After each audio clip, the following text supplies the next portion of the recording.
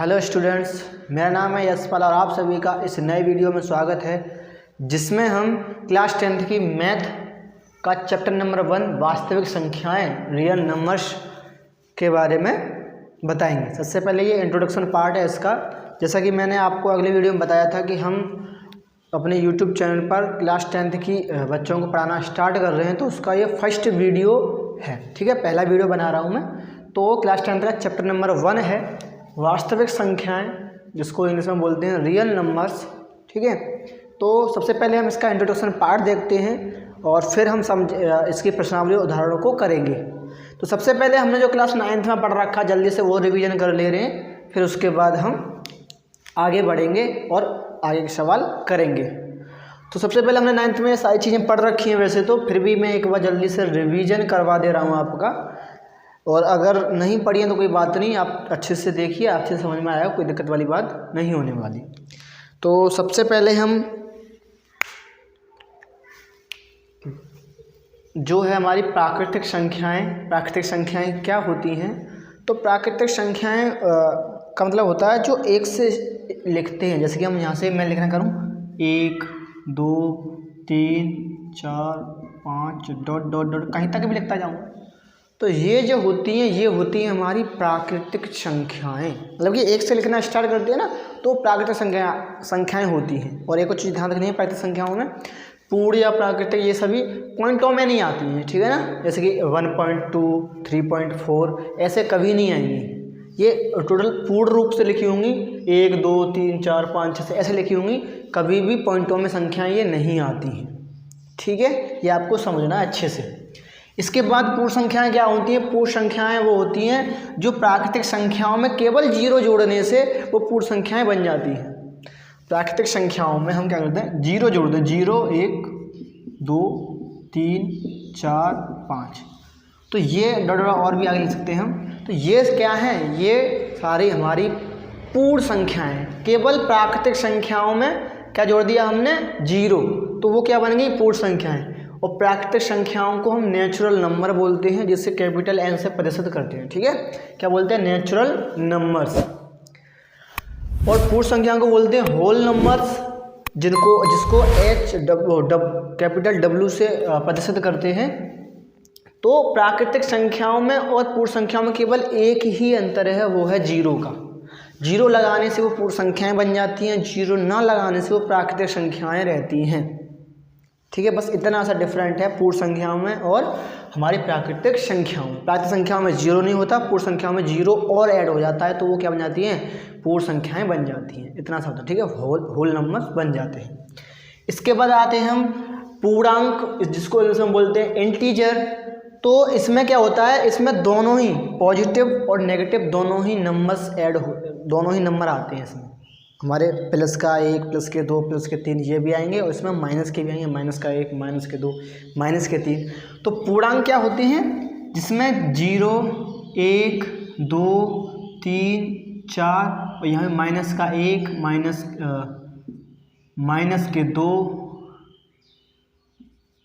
Minus के 3 और ऐसे भी और भी आगे चलता रहेगा। ठीक है, तो इसमें प्लस के भी आ जाते हैं और माइनस के भी अंक आ जाते हैं इस वाले में, पूर्णांक में, जिसको इंटीजर बोलते हैं उसमें।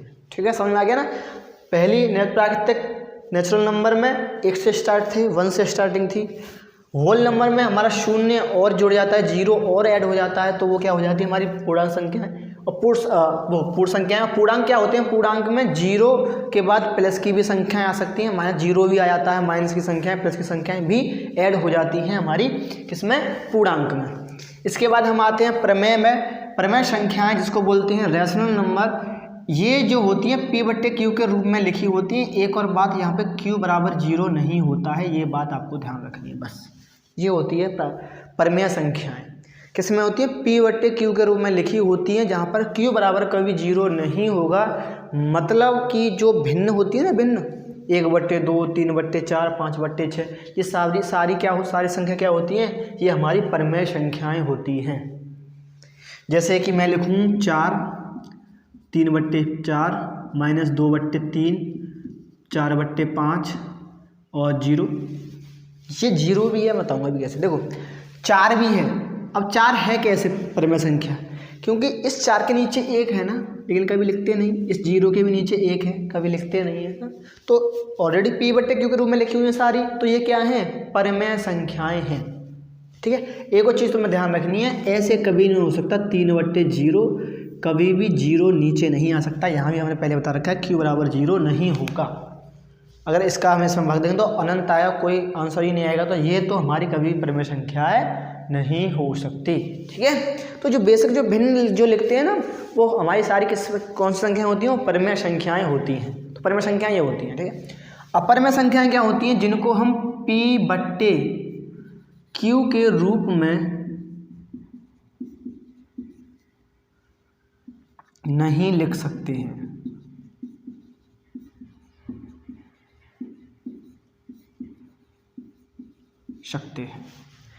जो अपरिमेय संख्याएं होती हैं उनको हम P/Q के रूप में नहीं लिख सकते हैं, मतलब कि इस फॉर्मेट में नहीं होंगी ये संख्याएं।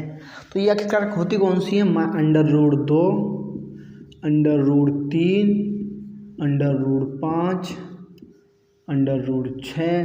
तो ये क्या है, अपरिमेय संख्याएं हैं सारी। ठीक है, √6 नहीं, √7। तो ये सारी क्या है, अपरिमेय संख्या है, जिनको हम P/Q के रूप में नहीं ले सकते हैं। नॉर्मल सी बात है, सिंपल सी बात है। इसके बाद हम आते हैं भाज्य संख्याओं पर। भाज्य संख्याओं को ऐसी संख्याएं होती हैं जो खुद के अलावा, खुद और एक के अलावा किसी तीसरे नंबर से भी कट जाएं, विभाजित हो जाएं, उनको बोलते हैं भाज्य संख्याएं। ठीक है, समझ। खुद संख्याएं एक तो खुद से कटती है और एक से कटती है। अगर इन दोनों के अलावा किसी तीसरे से कट रही है तो इसका मतलब ये है कि वो क्या है, भाज्य संख्याएं है। खुद के अलावा और एक के अलावा किसी तीसरे से कटी है। जैसे कि मैं लिखूं 4 से तो कटती है, एक से भी कटती है। ये तो हर संख्या, हर अंक कटता है, एक से और खुद से। अब 4 2 से भी कट जाता है, तो इसीलिए ये क्या है, ये भाज्य है। 6 को लेते हैं, 6 2 से भी कटता है और 3 से भी कटता है। ठीक है, इसके बाद हम लेते हैं 8, 4 से कट जाता है, 2 से कट जाता है 8। 9 लेते हैं, 3 से कट जाता है 9। 10 को लेते हैं, 10 5 और 2 से कट जाता है। 12 को लेते हैं, 12 2 3 4 6, इन सब से कट जाता है 12। ठीक है, तो भाज्य संख्या क्या होती है, जो खुद के अलावा, खुद और एक के अलावा किसी तीसरे से विभाजित कट जाएं, तो वो होती है हमारी भाज्य संख्याएं। नंबर अब आते हैं अभाज्य संख्या। ये क्या होते हैं, ये खुद से कटती हैं या फिर एक से कटती हैं। अभाज्य संख्या क्या होती हैं, जो खुद से कटे और एक से कटे, वो होती है अभाज्य संख्या। मतलब कि जिसमें किसी दूसरी का भाग ना जा पाए, सिंपल सी बात है। ठीक है, तो जैसे कि मैं लिखूं 2 केवल 2 से कटती है, एक से तो हर संख्या कटती है, एक से तो भूल जाओ, एक से तो ठीक है, एक से तो हर संख्या कटती है। 2 से कटती है और किसी से कटती है क्या, नहीं कटती। 3 केवल 3 से कटती है, 3 के अलावा किसी से कटती तो है नहीं। 5 भी किसी से नहीं कटती, 5 के अलावा। 7 भी किसी से नहीं कटती है। 11 भी किसी से नहीं कटती है। 13 और बहुत सारी संख्याएं, और 100 बहुत सारी संख्याएं आप लिख सकते हैं। ठीक है, तो अभाज्य संख्या क्या होती हैं, जिनमें जो खुद से कटती हैं वो अभाज्य संख्याएं होती हैं। नॉर्मल सी बात, सीधी सी बात है। अब आते हैं हम सह अभाज्य संख्याओं पर, जिसको बोलते हैं को प्राइम नंबर। सह अभाज्य संख्याएं क्या होती हैं, 2 अंक होते हैं, इसमें 2 नंबर होते हैं और 2 नंबर का HCF ना 1 आना चाहिए बस। ऐसे मतलब कि माँ सापा 1 होना चाहिए।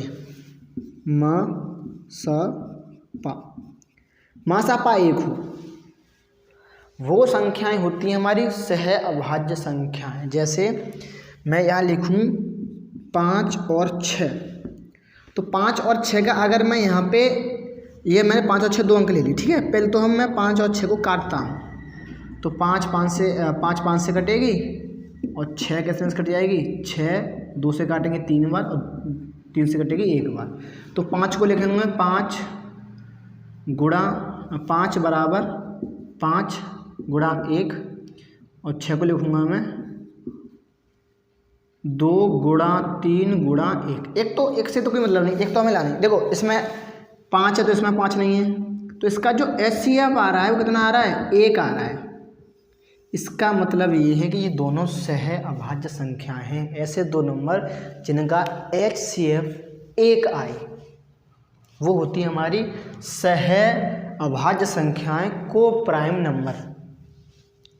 इसके बाद हमारी आती हैं वास्तविक संख्याएं, जो हमारा चैप्टर है रियल नंबर्स का। ये क्या होती हैं, तो इन सब को जो हमने अभी तक ऊपर पढ़ा है ना, इन सब को मिला लें, इन सब को, तो ये सारे मिलकर ही बनते हैं रियल नंबर्स। मतलब कि ये भी ले लें, ये भी ले लें, इसमें से भी ले लें, इसमें से भी ले लें, सब में से उठा लें, तो ये सारे मिलकर क्या बन जाते हैं, हमारे रियल नंबर, जो कि हमारा चैप्टर है। ठीक है, समझ में आई बात। रियल नंबर्स क्या होता है, रियल नंबर्स मतलब कि जो हमारा चैप्टर है, जो हम पढ़ रहे हैं, वो क्या है, इन सभी का मिक्सअप। मतलब कि सभी संख्याएं जो ऊपर हमने पढ़ी हैं, सभी संख्याएं क्यों एक जगह लिख लेते हैं, तो वो उनका जो मिक्सचर बनता है, कहते हैं ना, जिसकी एक सब्जी बनाते हैं ना, जिसमें गोभी डाल लिए, आलू डाल लिए, बहुत सारी सब्जी डाल दी, दाल डाल दी और पालक डाल दिया उसी में और बनाई मिलके, तो जो मिक्सचर बनता है ना, वो अलग ही प्रकार की सब्जी बनती है, टेस्टी भी अलग होता है उसका। तो ऐसे ही इन सभी संख्याओं को एक जगह भर लें बोरे में, जो मिक्सचर बनेगा वो बनेगा हमारा वास्तविक संख्याओं का। ठीक है, तो इन चैप्टर में हमें ये सारी संख्याएं पढ़नी है, कहने का मतलब ये इनसे रिलेटेड कहानी पढ़नी है हमें इस चैप्टर के अंदर। ठीक है, तो अब हम इस चैप्टर में समझते हैं, जो मेन चीज़ समझनी है हमको, एल्गोरिथम, प्रमेयिका, यूक्लिड विभाजन प्रमेयिका। ठीक है ना, जैसे बोलते हैं यूक्लिड डिवीजन लेमा, ये चीज़ हम अब समझते हैं। चलिए, तो अब हम समझते हैं एल्गोरिथम, प्रमेयिका, यूक्लिड विभाजन प्रमेयिका को, इन तीन को समझते हैं अच्छे से। ठीक है, तो एल्गोरिथम क्या है वो समझते हैं सबसे पहले, और इसको इंग्लिश में एल्गोरिथम ही बोलते हैं। ठीक है, एल्गोरिथम ही बोलते हैं। तो सबसे पहले हम समझते हैं, सुपरिभाषित चरणों की एक श्रृंखला होती है, जो एक विशेष प्रकार की समस्या को हल करने की एक प्रक्रिया या विधि प्रदान करती है। अब समझते हैं हम। ठीक है, हमें ओनली समझना है, हमारे एग्जाम में ये लिखना तो कुछ है नहीं हमें, तो केवल हमको समझना है कि आखिरकार क्या कहना चाहता है, एल्गोरिथम होता क्या है। तो एल्गोरिथम क्या है, एक सुपरिभाषित चरण, स्टेप है, एक श्रृंखला होती है स्टेप की, भाई 1 2 3 4 ऐसे करके स्टेप होते हैं एल्गोरिथम जो होती है। जैसे कि मान के चलिए आपको क्या करना है, आपको कहीं जाना है, कहीं पे जाना है, तो सबसे पहला स्टेप क्या होगा, आप वहाँ के लिए तैयार होंगे। पहला स्टेप ये हो गया आपकी कि वहाँ पर जाने के लिए आप तैयार होंगे। दूसरा स्टेप ये होगा, आपके पास जो भी वाहन है, बाइक है, कार है, जो भी है, उसे आप निकालेंगे घर से बाहर, दूसरा स्टेप। तीसरे स्टेप में आप उसको स्टार्ट करके वहाँ के लिए रवाना होंगे, और चौथे स्टेप में आप वहाँ पहुँच लोगों से मिलोगे। तो ये स्टेप हो गए ना, पहले स्टेप में आपने बाइक निकाली, दूसरे स्टेप में आपने मतलब पहले स्टेप में आप तैयार हुए, दूसरे स्टेप में आपने जो भी आपके पास वाहन था वो निकाला, तीसरे स्टेप में आप रास्ते में गए, और चौथे स्टेप में वहाँ पहुँच के लोगों से मिले। तो ये स्टेप, जो स्टेप हुए उन स्टेप को एक जगह लिख दें हम, तो वही होता है हमारा एल्गोरिथम। वही क्या करता है, तो स्टेप होते हैं जो एक विशेष प्रकार की समस्या को सॉल्व करने के लिए विधि प्रदान करते हैं, बनाई जाती है, नॉर्मल सी बात है। ठीक है, जैसे कि मान के चलिए मैं आपको एक उदाहरण बताता हूँ। जैसे कि आपको चाय बनानी है, तो आप चाय बनाने से पहले क्या करेंगे, आप गैस को चालू करेंगे। स्टेप 1 हो गया, आप गैस को चालू करोगे। दूसरे स्टेप में आप भगोना लोगे, उसमें पानी डालोगे, दूसरा स्टेप।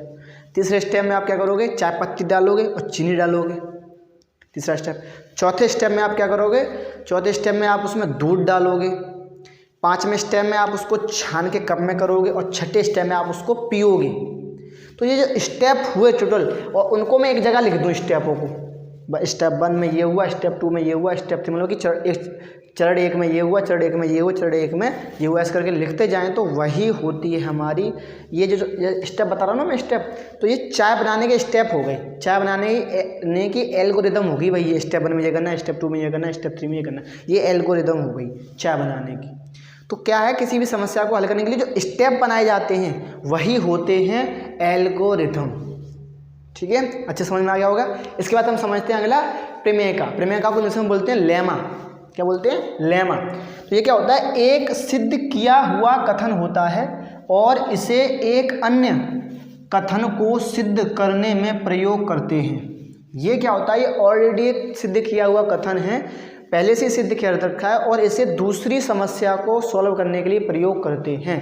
जैसे कि मान चलिए आपको पता है कि कर्ण बराबर आधार का स्क्वायर लंब का स्क्वायर होता है, तो ये हमें पता पड़ गई ना, किसी ने सिद्ध कर रखा है, तो हम इसको कहीं भी यूज करते हैं, फिर उसी के द्वारा हम सवाल को सॉल्व कर देते हैं। जैसे कि a प्लस बी का होल स्क्वायर क्या होता है? a का क्यूब प्लस b का क्यूब प्लस 2ab, किसी ने सिद्ध कर दिया है, तो हम इसी चीज़ को दूसरे सवाल में सिद्ध करने के लिए प्रयोग करते हैं। तो वही होती है हमारी प्रमेयका। अब प्रमेयका का बेसिक क्या होता है कि भाई ये तो स्टेप बनते हैं, स्टेप को लिख देते हैं तो एल्गोरिथम में जो स्टेप बनते हैं वो किससे बनते हैं? प्रमेयका से। प्रमेयका के द्वारा स्टेप बनते हैं और स्टेप बनने के बाद जो लिखे जाते हैं और उनको लिखते हैं चरणों में, तो वो क्या हो जाते हैं? हमारे एल्गोरिथम।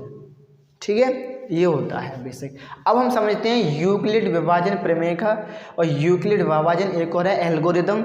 सेम कुछ नहीं है, दोनों में बात एक ही है, कुछ भी नहीं है। ठीक है, तो पहले हम समझ लेते हैं यूक्लिड विभाजन प्रमेयका और यूक्लिड विभाजन प्रमेयका समझ गए तो आप उसको भी समझ गए। जब हम सवाल करेंगे तब आपके अच्छे समझ में यूक्लिड विभाजन एल्गोरिथम भी समझ में अच्छे से आ जाएगी। तो इसको अगर इंग्लिश की बात करें तो इंग्लिश में बोलते हैं यूक्लिड डिवीजन लेमा। इसको इंग्लिश में क्या बोलते हैं? Euclid division lemma. तो समझते हैं क्या कह रहा है यूक्लिड डिवीजन लेमा। बहुत सरल है, बहुत सरल। ये परिभाषा दे रखी है, ये वैसे आपके एग्जाम में तो आने वाली है नहीं, बस आपको समझनी है, समझ लो। ठीक है, बस समझनी है तो समझते हैं। दो धनात्मक पूर्णांक a और b दिए रहने पर ऐसी अद्वितीय पूर्ण संख्याएं q और r विद्यमान हैं कि a बराबर b क्यू प्लस r बराबर में जीरो जो है आर के मान जीरो भी आ सकता है, उससे बड़ा भी आ सकता है, और बी हमेशा आर से बड़ा रहेगा। ये यहाँ पे है। तो अब मैं यहाँ पे समझाने के लिए पहले लिखता हूँ। देखो यहाँ पे कुछ संख्याएं ले ली मैंने यहाँ ले लिया 16 और यहाँ ले लेता हूँ मैं 3, यहाँ ले लिया मैंने 12, यहाँ ले लिया मैंने 4। ये समझते हैं। तो अब मैं इसका भाग दूंगा इसमें, तो 3 5 15 शेष बचा 1। ठीक है, इसके बाद 12 3 चक 12 शेष बचा 0। ये 2 सवाल किए हमने।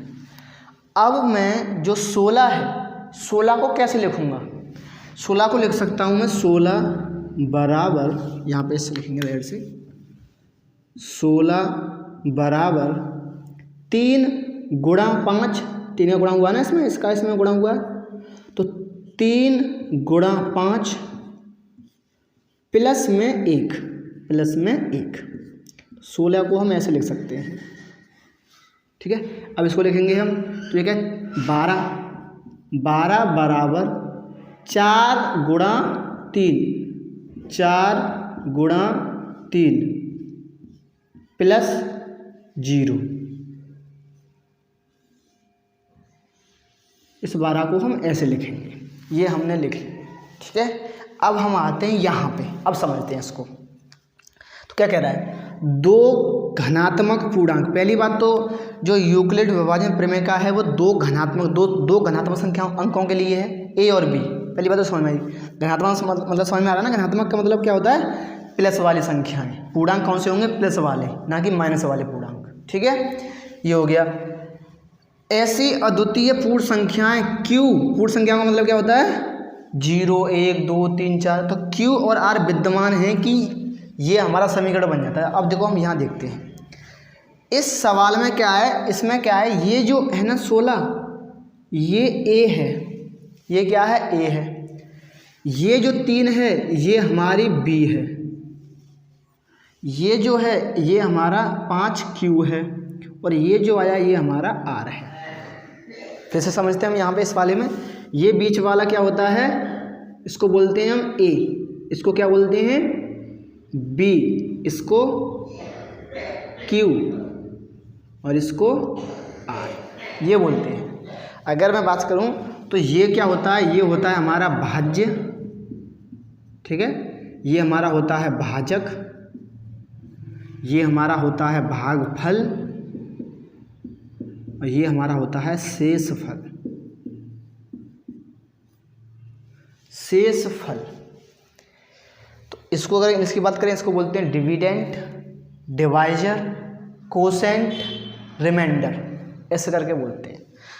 तो अब हमने यहाँ पे कौन सी संख्याएं ली थी? एक 3 ली और एक हमने 16 ली, ठीक है। तो उसने बोला 2 ग्राम पूर्ण संख्या, तो 2 संख्या ले ली, 3 और 6, 3 और 16, सॉरी 3 और 6 ले ली। अब जब हम 3 का भाग 16 में कर रहे हैं तो कुछ शेषफल भी आएगा, वो भागफल भी आएगा और कुछ शेषफल भी आएगा। सिंपल सी बात है, अगर किसी भी संख्या में भाग करेंगे तो कुछ भागफल भी आएगा, कुछ शेषफल भी आएगा। तो यहाँ पे भागफल आ गया हमारा 5 और शेषफल आ गया 3। अब इसी को इस स्टेप में लिखा है उसने, इसी को इस स्टेप में लिखा है। अब देखो, अब हमने 16 को ए है तो 16 को ए लिख देंगे, बराबर में 3 बी माना, बी गुणा क्यू, ABCD में गुणा लगाती है ना बीच में, क्यू और प्लस का चिन्ह है तो प्लस, और ए आर, एक को क्या माना हमने आर। ये बन गया बेसिक, ये राजी यहाँ पे। ये होता है यूक्लिड विभाजन प्रमेय का, ये है टोटल। मतलब कि क्या है, ये जो सवाल जो हम बचपन से करते आ रहे हैं भाग, उसी को केवल एक स्टेप दे दिया है, इस फॉर्मेट में लिख दिया है। यही इसी को बोलते हैं यूक्लिड विभाजन प्रमेय का। आपको समझना है केवल, ये पेपर में तो आपके आने वाला नहीं है, केवल समझना है आपको, ठीक है। जैसे कि इसको भी सेम ऐसे लिख सकते हैं हम। अब एक और चीज़ क्या बोलेगी है इसमें, यहाँ पे ये, इस पर हम ध्यान देंगे। ये जो b है, b हमेशा r से बड़ी आएगी। क्यों? देखो यहाँ पे ये 3 है, 3 जो है हमेशा इससे, ये जो r आया है वो हमेशा 3 से छोटा आएगा। ये समझो, सिंपल सी बात है। क्योंकि अगर ये तो बढ़ा ही नहीं सकता, एक बड़ा आएगा तो फिर तो भाग चला जाएगा ना। तो यहाँ पे जितनी भी संख्या होगी, जैसे 4 है, 5 है, 6 है, तो जो शेषफल आएगा वो उससे छोटा ही आएगा, बड़ा तो आ नहीं सकता। और बड़ा नहीं आ सकता तो ये बात तुम्हारी कंफर्म होगी ना, ठीक है। इसके बाद पूर्ण संख्याएं क्यू और आर। पूर्ण संख्या का मतलब क्या होता है, 0 से स्टार्ट होती हैं, तो क्यू भी 0 आ सकता है।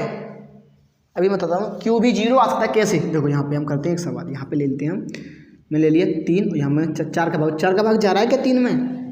नहीं जा रहा ना, तो नहीं जा रहा तो 0 बार जा रहा है, तो 0 लिख देंगे, तो फिर जहाँ 0 आ जाएगा तो शेष में कितना बचेगा 3, ठीक है। तो इसको हम कैसे लिखेंगे फिर, 3 बराबर में 4 गुणा 0 प्लस में 3, ये हम लिख देंगे इसको। तो क्यू भी 0 आ सकता है, कहने का मतलब ये क्यू भी 0 आ सकता है, ठीक है। और जो आर है वो 0 भी, आर देखो यहाँ पे 0 आ गया, आर तो ऑलरेडी 0 आ गया, और आर 0 भी आ सकता है, 1 2 3, कौन इससे हमेशा छोटा आएगा आर, और 0 भी आ सकता है, कहने का मतलब ये है, ठीक है। तो बस यही था हमारा यूक्लिड विभाजन प्रमेय का, यही है और कुछ नहीं है। बहुत बड़ी बात है, यूक्लिड डिवीजन लेमा क्या होता है, बहुत नॉर्मल सी बात है, बहुत छोटी सी बात है, यही होता है केवल, और कुछ नहीं होता, ठीक है। तो अब हम क्या करेंगे, सीधे सवाल करेंगे, सवाल पे जाएंगे, उदाहरण करेंगे, उदाहरण देखने के बाद सवाल करेंगे।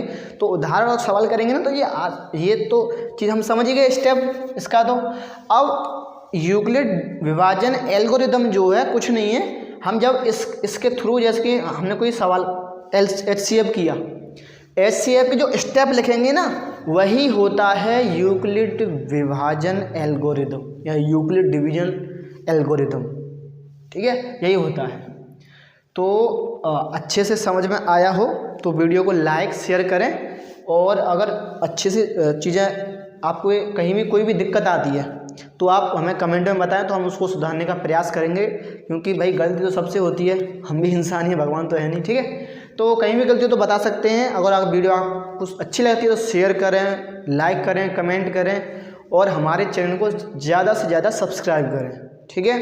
तो फिर हम मिलेंगे आपसे अगली वीडियो में, तब तक के लिए जय हिंद, जय भारत।